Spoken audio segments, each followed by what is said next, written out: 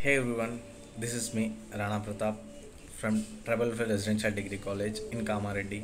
I'm studying BCom Computers final year.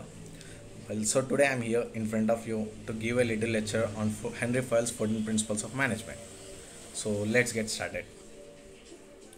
So what is management? Management is nothing but managing the things of people, right? So in a management there are three levels: top level management, low level management, and middle level management. Top level managements are owners, CEOs, board of directors. Low level management are workers, and middle level are directors. Middle level are managers, right? So what is management is? Management is nothing but one person can start a company, but one person can't run whole company, right? So to run that whole company, we need a proper management. We need a proper team. So this is what management is. So I said that Henry Fayol's 14 Principles of Management, and he is the one, Henry Fayol. He is also known as father of modern management, and his management system is called as Fayolism, and he is a French mining engineer. So why to learn 14 Principles of Management? We start any business or any organization or any industry or any company. For if for take an example of business, why we should start business to earn profits, right? So what we should do to get profits? What we should do? We should start a business. We should run the business in proper way. How we will run that if we have a proper management?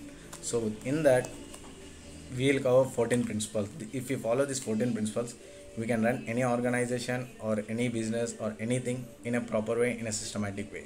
So let us see what are the 14 principles of management. First one is division of work. Second one, authority and responsibility. Third one, discipline. Fourth one, unity of command. Fifth one, unity of direction. Subordination of individual interest. It's sixth one. Seventh one is remuneration. Eighth one, degree of centralization. Ninth one, line of authority and scalar chain. Tenth one, order. 11th one, equity. 12th one, stability of tenure of personnel. 13th one, initiative. 14th one, esprit the crops, team spirit. So let us go into a brief. So division of work, right? So in anything, one person can't do whole work, right? So whatever the work, we should divide it in half of parts, and that work should be given to particular person, so that the work will be done easily and work will be done very fast. So here you see what division of work. The principle of management is based on the theory that if the workers are given a specified task to do, they will become skillful and more efficient in that if they had a broader range of tasks. Therefore, a process where everyone has a specified role will be an efficient one. So we should divide the work. One person can't do whole work. So here the first person, he may be boss, so he is dividing his work to the managers, and the managers are dividing his work to the workers. So the work should be divided. That is division of work. Second one, authority and responsibility. Authority means power to take decisions. So here authority means authority means it is to take a right decision, and responsibility means to give that responsibility to our workers. So if we give that responsibility to, you should do this particular work, he should be accountable to us. We have decision making power. We should be given that work responsibility to the workers, so that they will do that work in a proper way. What it is, see, authority means power to take decisions. Responsibility means obligation to complete the job assigned on time. According to this principle, there must be a balance. There must be a balance or partially between the authority and responsibility. See here, the boss, he had a decision making power, and he is giving responsibility to the workers. So discipline. Since childhood, I think we are fed up with this word discipline, discipline, discipline. So in anything, discipline comes first, right? And here, discipline means sincerity, obedience, respect of authority, and observance of rules and regulations of the enterprise. The principle applies that subordinate should be respect their superiors and obey their order. It is an important requisite for smooth running of an enterprise. So discipline. Anything will run anything we want to do, if we do in a disciplined manner, it will be successful, right? So in an organization, everyone should be responsible, from higher level to lower level, from owner to worker. Everyone should be disciplined. Everyone should do their work as they assigned. So then only the work will be successfully, right? So here the boss is saying about discipline, unit of command, and this one boss, one direction. The meaning of unity of command is, unity of command means that all the forces operate under a single commander, one boss, one direction, with the requisite authority to direct all forces employed in pursuit of a common purpose. So here you see, he middle one is a boss, and he is giving orders, is giving directions to the workers.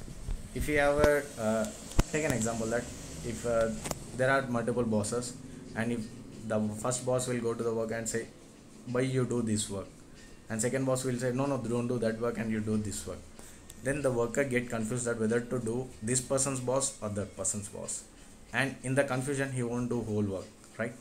So there should be one boss, and he should give a proper directions to the workers so that they will do proper work. So this is unity of command. Unity of direction. In before, one boss, one decision, one boss, one direction. Here also one head, one plan. It means that all the employees having same objective must be directed towards the achievement of a common goal, and thus must have one head, one plan. This principle makes it necessary that there should be unity of action. So here let's take an example of business. What is our motive of business? To earn profits, right?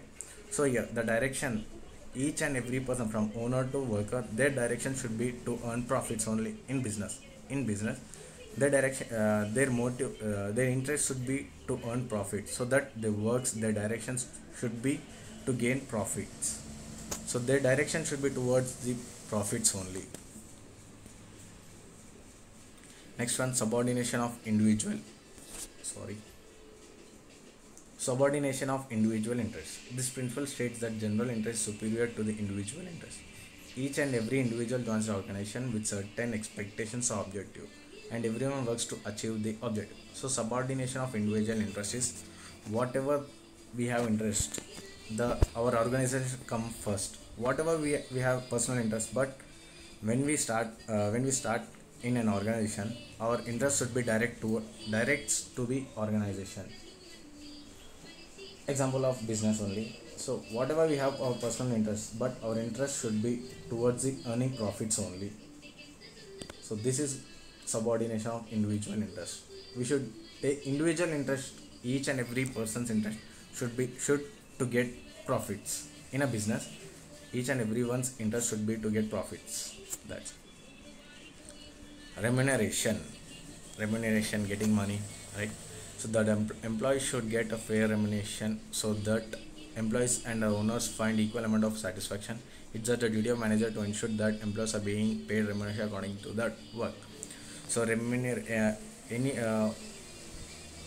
one will work for free, right? So everyone will work for money.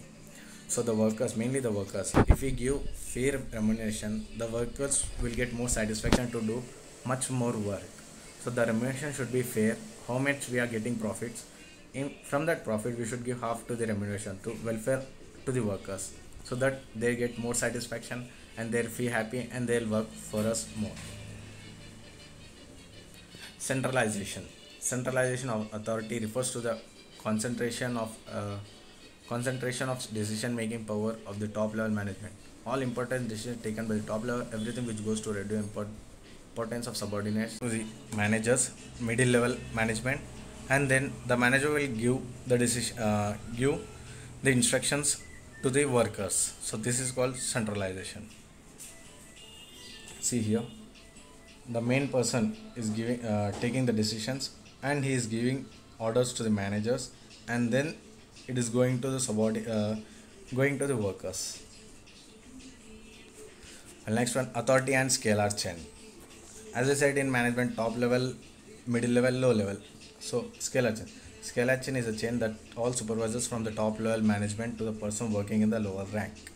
Description. A clear line of communication is very important objectives. So here you see from the top level management to the person working in the lower rank. From top level management, board of directors and CEOs. From there to the managers. From there to the workers. It is called scalar chain. The CEO supervises the work to managers and the managers supervises the works to the workers. It is called scalar chain. Next, order. Uh, According to this, a right person should be placed at the right job and a right thing should be placed at the right place. So here, let us take an example of a classroom. So we'll have board, right? So chalks. The chalk should be near to the board, right? So that our faculty lecturer will come to a class and he'll take a chalk and he'll start giving lecture or class, whatever it may be.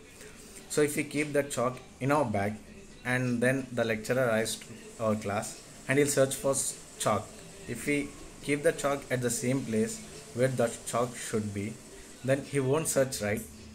He'll take the chalk and he'll start class. But if we keep that chalk in our bags, he'll come and he'll search for the chalk, right? So right thing, right person should be at right place. According to this difference, a right person should be placed at the a right person should be placed at the right job, and a right thing should be placed at the right place. According to file, every enterprise should have two different orders: material order to a physical resource, social order to a human resource, right? So material order for a physical place, we can take the example of chalk, and social order of human resource, of our faculty, lecturers. And equity is nothing but equality, combination of fairness, kindness, and justice. The employer should be treated with kindness and equity. So this is the main thing in anything. If we treat the persons equally and will start an affection, positive affection towards us, that person and us will start a positive affection towards. If we treat that, hey, no, you are a worker and I am the CEO. How can I be friendly with you? Then the worker will get negative thinking that, Arey, he's in a higher position and he's not he's not treating me as a colleague. So that due to that negativity, he stops working. He can't work with a concentration, right? So there should be equality. The boss or the manager or the worker, they should be equal, same similarities. There should be same treatment for a boss, for a manager, or for a worker. The employee should be treated with kindness and equity if deviation is expected of them. It implies that managers should be fair and impartial while dealing with the subordinate. They should give similar treatment for the people of similar. There should be equal seeing to all the workers, from workers to managers, managers to employees. Sorry.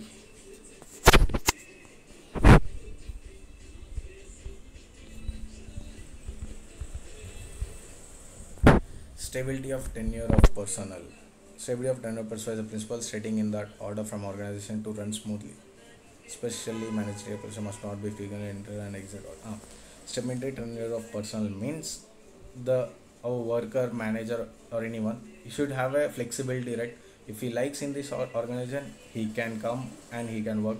If he not, he can go to another organization. It depends on his interest. So we should not force him to do work in this organization only. Stability, we should give a stability, right? Flexibility, stability is nothing but flexibility. You should give. If he want, he can join. If you don't, he can exist. But if he joins, we should treat him in a proper way and we should give a security, our job security. 13. Initiative. Initiative means to start. It begins to instruct the project. The principal helps the management to know more ways of expecting the pretendment plan as employees of various positions, right? So initiative, who knows, the worker have a great idea which changes the whole company, right? Don't know.